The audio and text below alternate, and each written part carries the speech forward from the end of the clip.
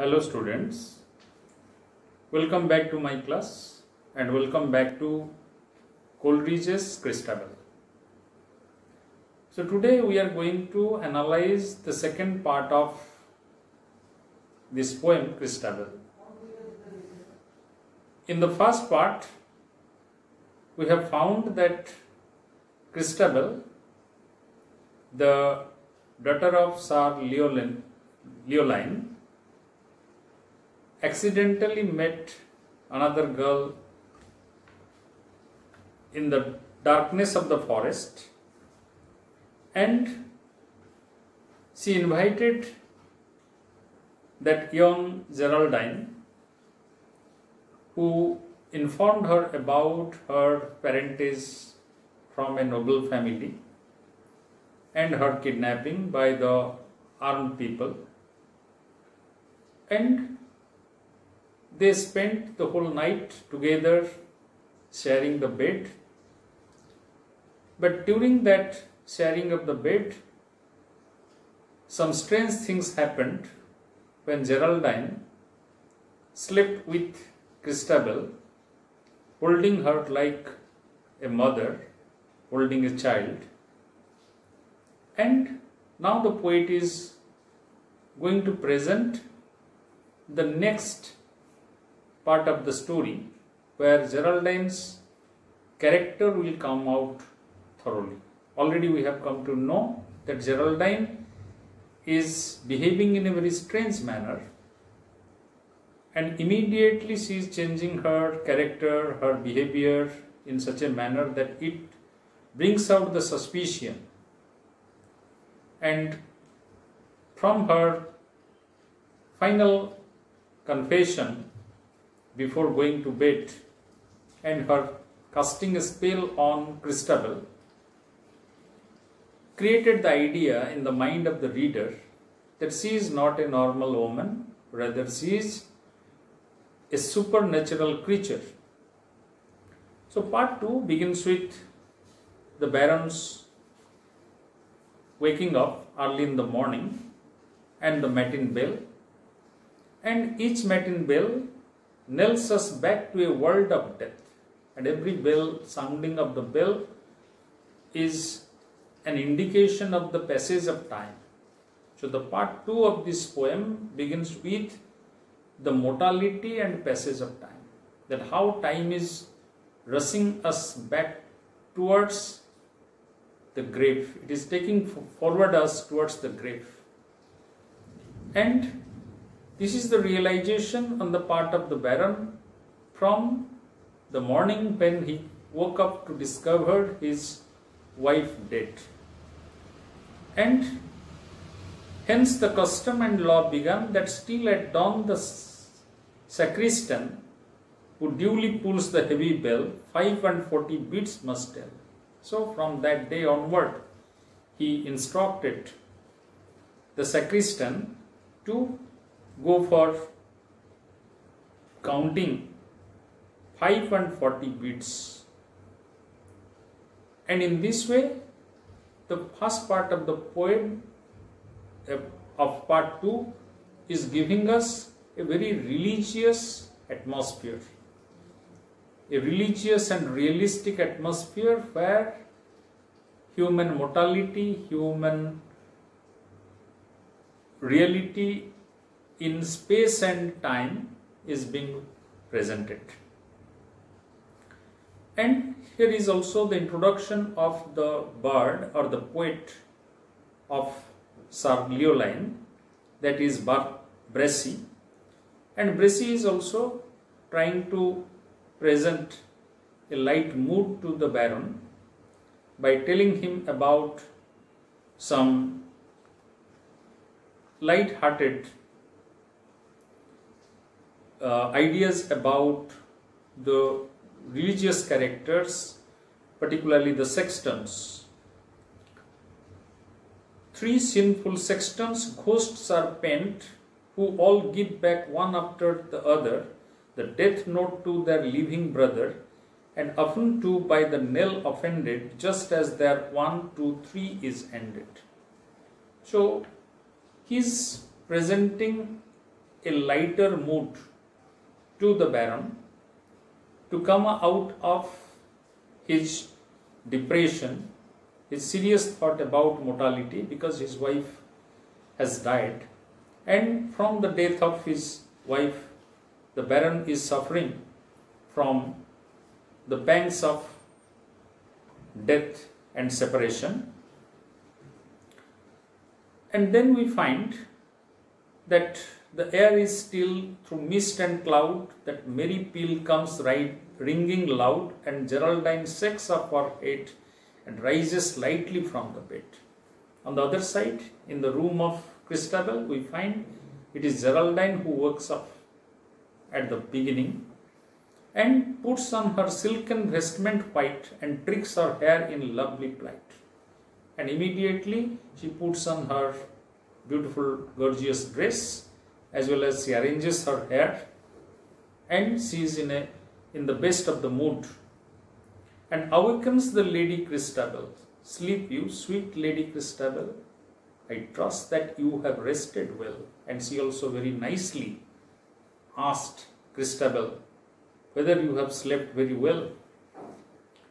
And Christabel awoke and spied the same who lay down by her side, or rather say, the same whom she raised up beneath the old oak tree. And Christabel woke up from her sleep, and she saw Geraldine in her bed, and her mind goes back to the incident in the previous night, where she found Geraldine under the oak tree in a wretched condition. So immediately all the happenings of the previous night that comes to the mind of Christabel. And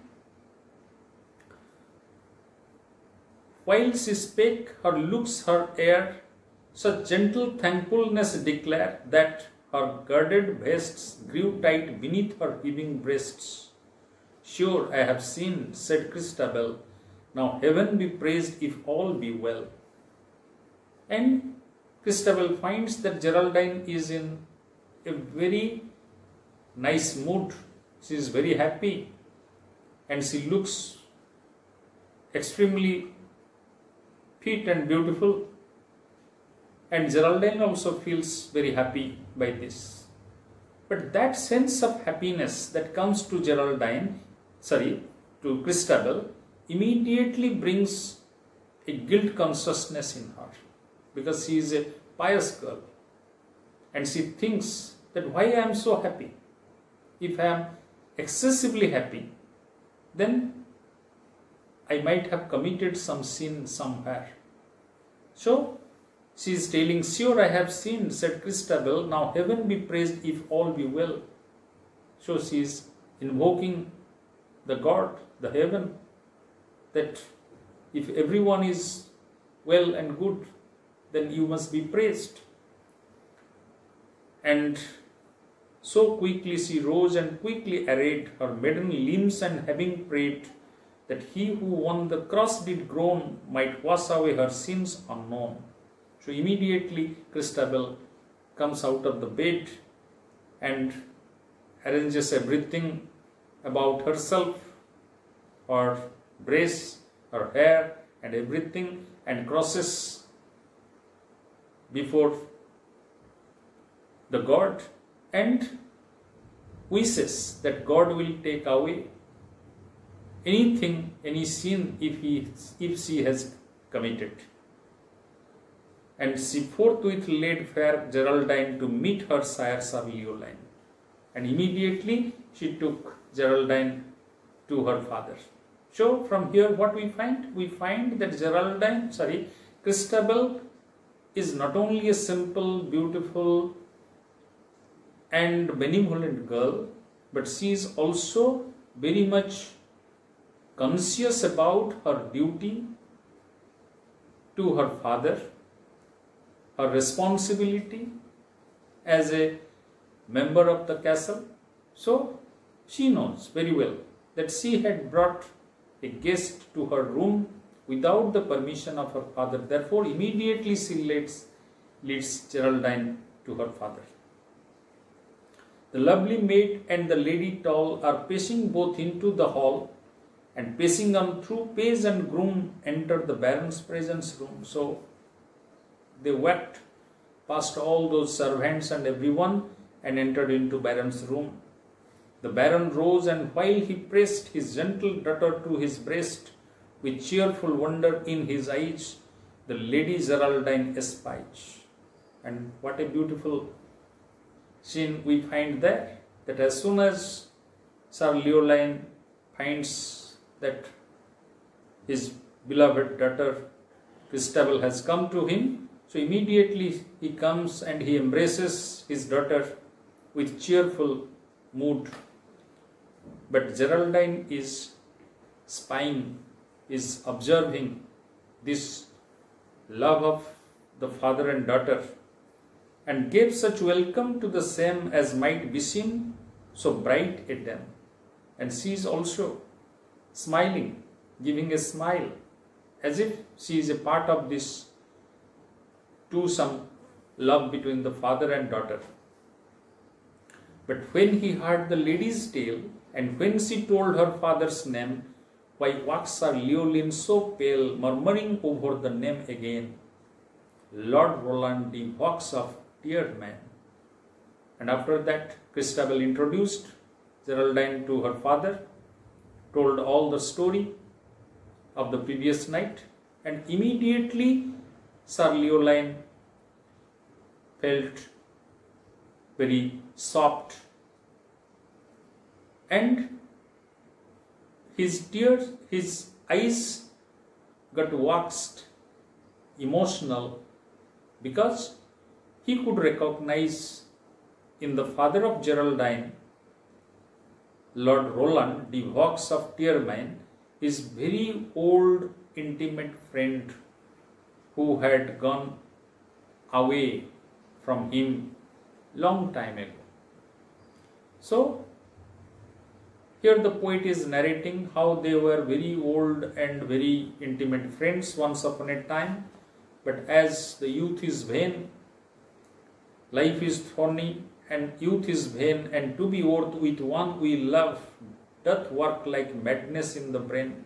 So the poet is telling youth is a very dangerous time when we fall immediately in love with someone, and also immediately there comes the madness. Youth is a time of madness. We make friendship, we become very intimate, and it is also having the likeliness that we can fall apart, we can quarrel, we can conflict with the same person.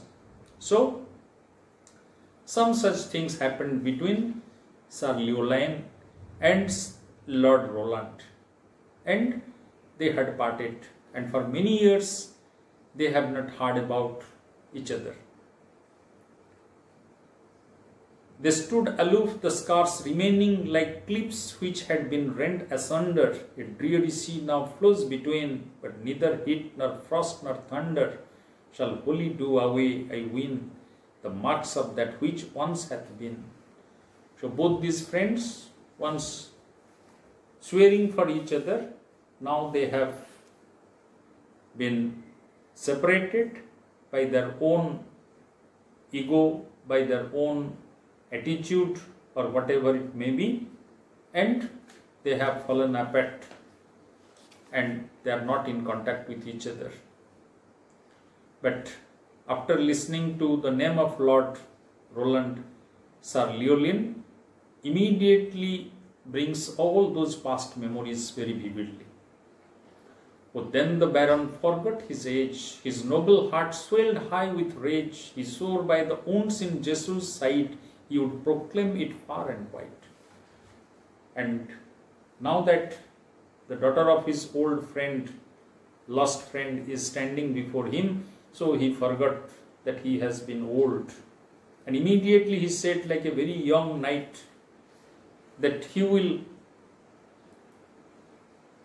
try to find out the perpetrators of the crime on Geraldine to the law. He will try to bring them to justice. He will force them that they should ask for forgiveness. They should confess their crime, and they should also reveal the name of the leader who was responsible for that.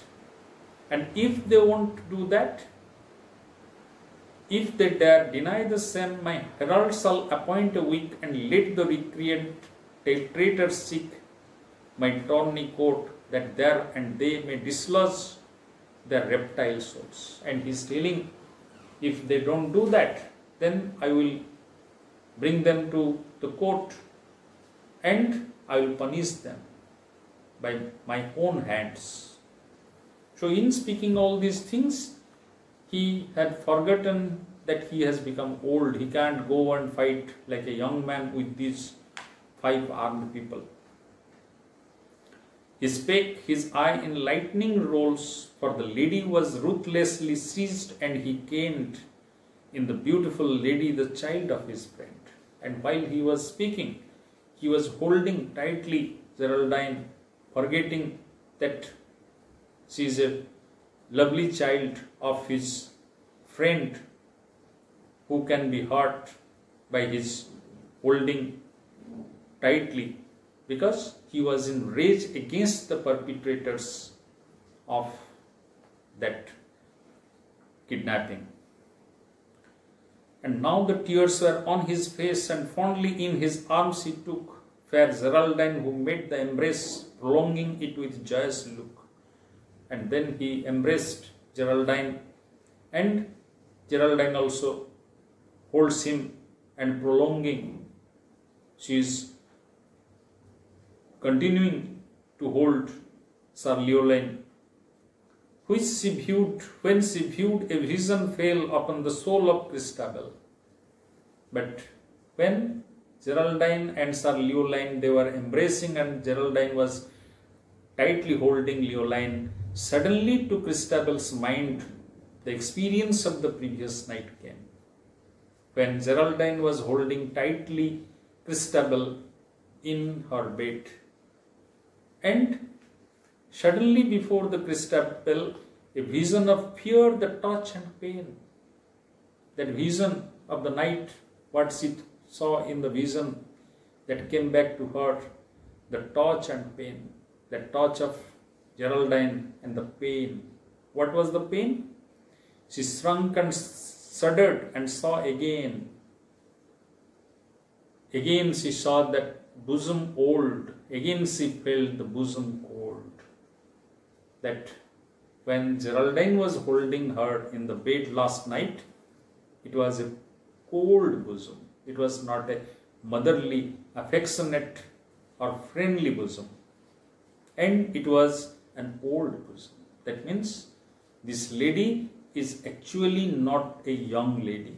This lady is not actually a beautiful lady. This is not a real lady, but she is some spirit, some supernatural spirit who is very old, haggard and cold.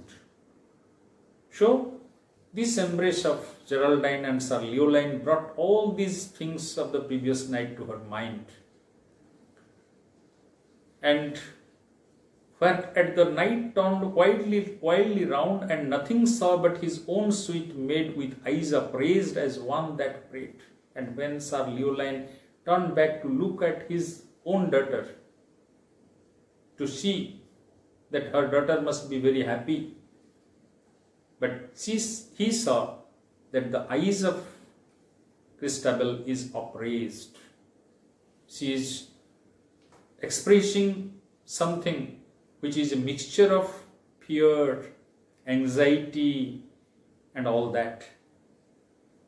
The touch, the sight had passed away, and instead that vision blessed which comforted her after the rest, while in the lady's arms she lay, had put a rapture in her breast, and on her lips and over her eyes spread smiles like light. So why these eyes upraised? Why there was a different look, a complex look in the eyes of Christabel? Because The previous night she had that experience, that vision in the lady's arm. It was both a rapture as well as the cold feeling. With new surprise, what else then, my beloved child, the Baron said. His daughter mild made answer, all will yet be well. I ween she had no power to tell, or else so mighty was the spell. So the Baron was surprised, why my daughter is not so happy if I am going to help the lady that she had rescued and who happens to be my friend's daughter. Therefore, she immediately was anxious about the behavior of Christabel, and she asked what happened. And Christabel simply said, all will yet be well, everything will be well. But what she wanted to express, that she couldn't express because of the spell, powerful spell of Geraldine. Yet he who saw this Geraldine had deemed her sure a thing divine, such sorrow with such grace she blended, as if she feared she had offended sweet Christabel, that gentle maid, and with such lowly tones she prayed. And Christabel was thinking that if you look at Geraldine, Geraldine looks so divine, so beautiful, so jolly, so human. But what about that experience the previous night, when he felt that her bosom is very old and cold? Therefore, she might be sent without delay home to her father's mansion. Nay, by my soul, said Leoline, oh, Bracey the bard. Therefore, Christabel suggested to her father, that why don't you send Geraldine to her father without any delay? But her father was telling no. Now the father is angry on Christabel, that how come Christabel is behaving in such unnatural way. So he is telling, no, not by my soul, I can't do that.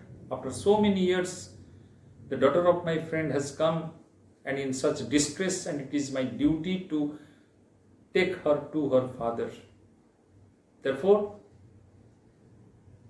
I will go, or I will send her by some respectable manner.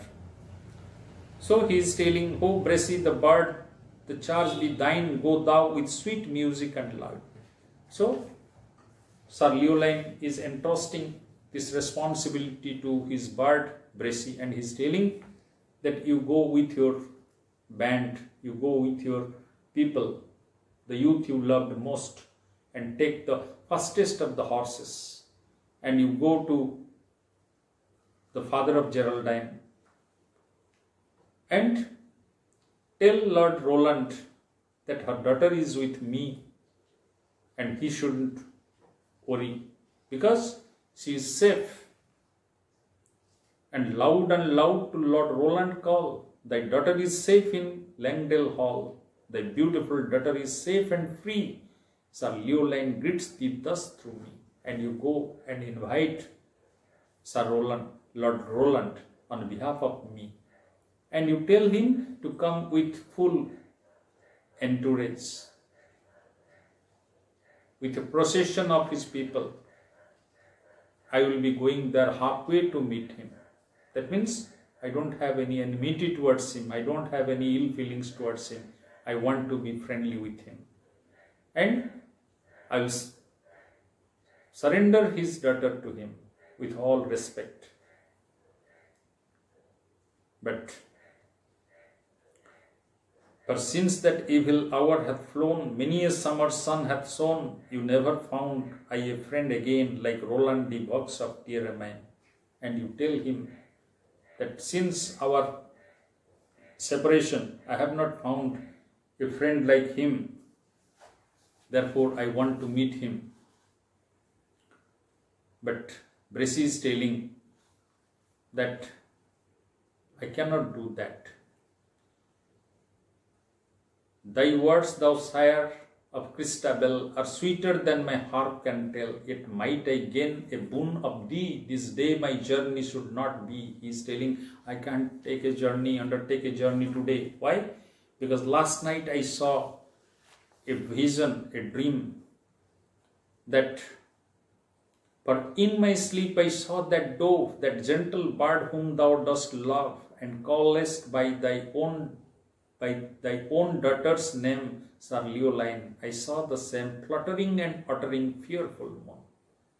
I saw in my dream that Christabel, the dove of you, whom you call in love, she was in suffering, she was in pain. Why? I saw a bright green snake coiled around its wings and neck, green as the herbs on which it couched, close by the doves its head is crouched. Because she is like a dove, and she has been held by a bright green snake coiled surrounding its wings and neck. Therefore, she is in great pain and she cannot free herself from that clutch of the snake. And with the dove it heaves and steers, swelling its neck as she swelled hers. I woke. It was the midnight hour. So it was a very bad dream. And I fear that something may happen to your daughter Christabel. Therefore, I don't want to undertake the journey, at least today. Thus Bracy said. The Baron, the while half listening, heard him with a smile, then turned to Lady Geraldine. His eyes made up of wonder and love, and said in county accents fine, sweet maid, Lord Roland's beauteous dove, with arms more strong than her person. But Sir Leoline simply smiled, and he turned towards Geraldine and said, my friend's beauteous dove, along with your father, thy sire and I will cross the snake. If there is a snake, then your father and myself, we will together cross it. Though Bracy told about Christabel, but Sir Leoline is talking about Geraldine.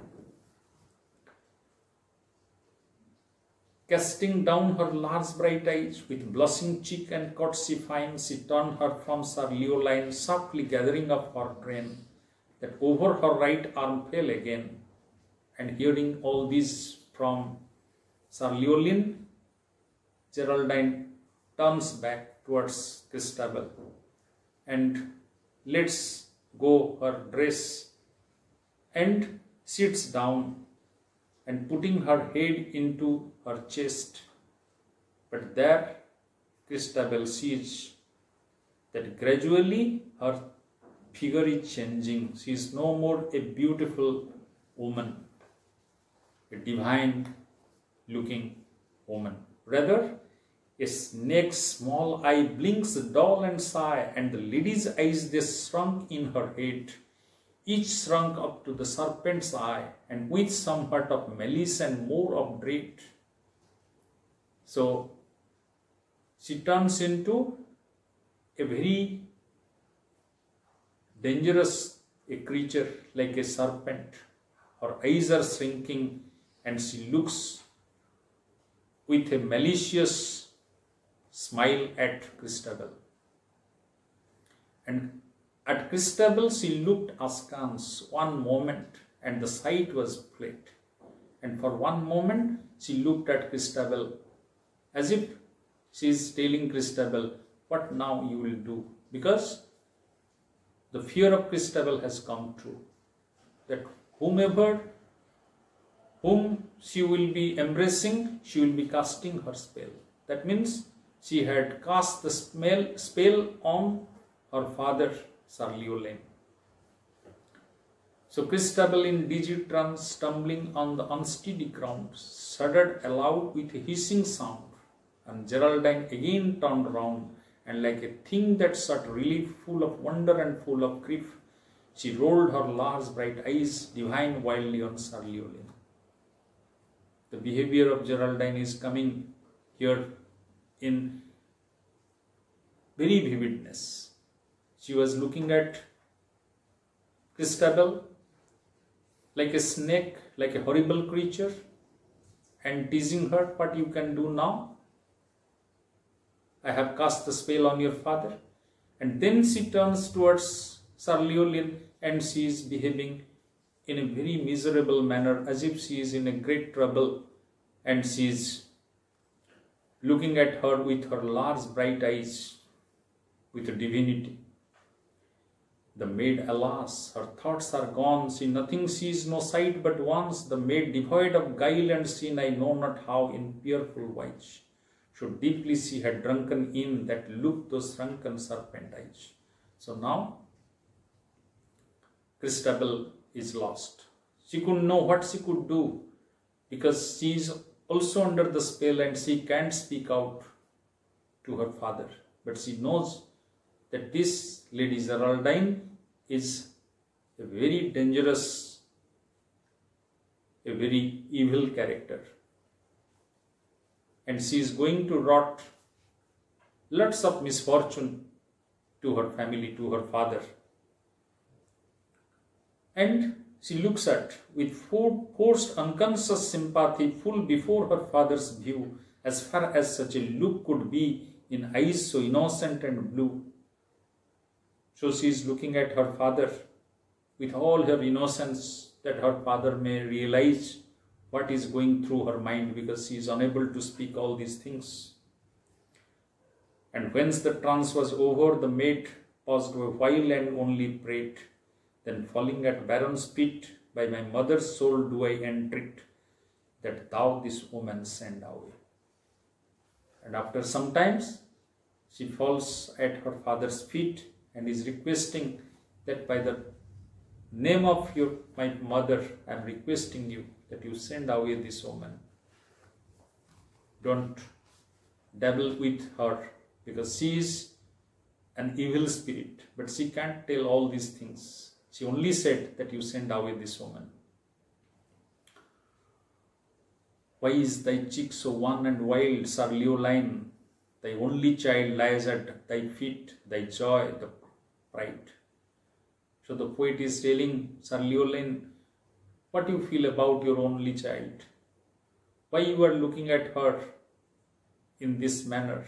Because she is at your feet, who is your joy and pride, so innocent and so mild.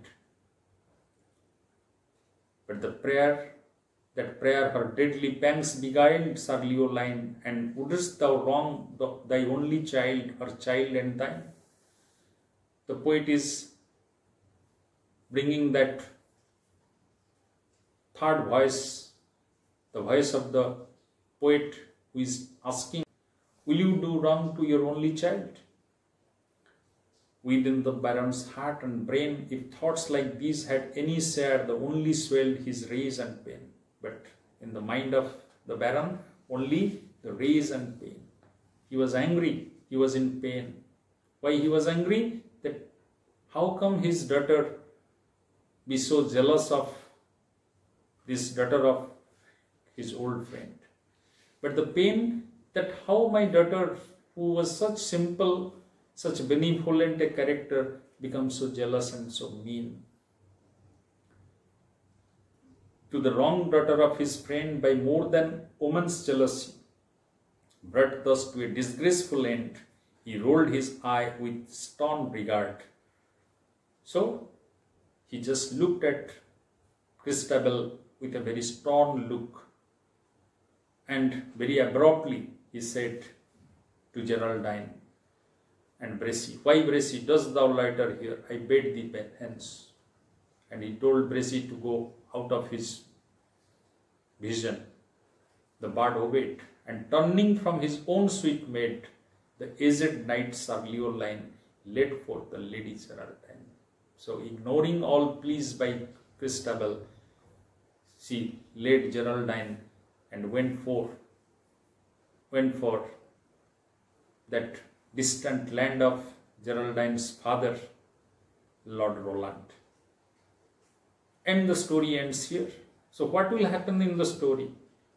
Will Geraldine take away Sir Llewellyn forever? Will she kill him, or will she make him a slave of war? But the life of Christabel is now at risk, and her family is separated. So it is devastated. So the evil power has wrought its work here in a very happy family. So the conclusion of the part 2 simply repeats that a little child, a limber elf, singing, dancing to itself. So it was a life of, it was a world of a simple child who was dancing, enjoying the happiness of life, the bliss of life. But all her pleasures, they have gone out now. A sweet recoil of love and pity, and what if in a world of sin? The poet is telling this is a world of sin, this is not a world of happiness only, it is not the world of the goodness only. Such giddiness of heart and brain comes seldom save from rage and pain. So in this world of sin, we seldom save ourselves. We can rarely save ourselves from anger and pain, because the evil power is all the time at work, and evil is more powerful than goodness, and it is creating all the havoc in the life of the good people. So talks as it is most used to. So the poet is ending this poem by this conclusion, that good and evil, they are simultaneously existing in this world, and the evil is working at every level and is entrapping the goodness. So we must be aware of it.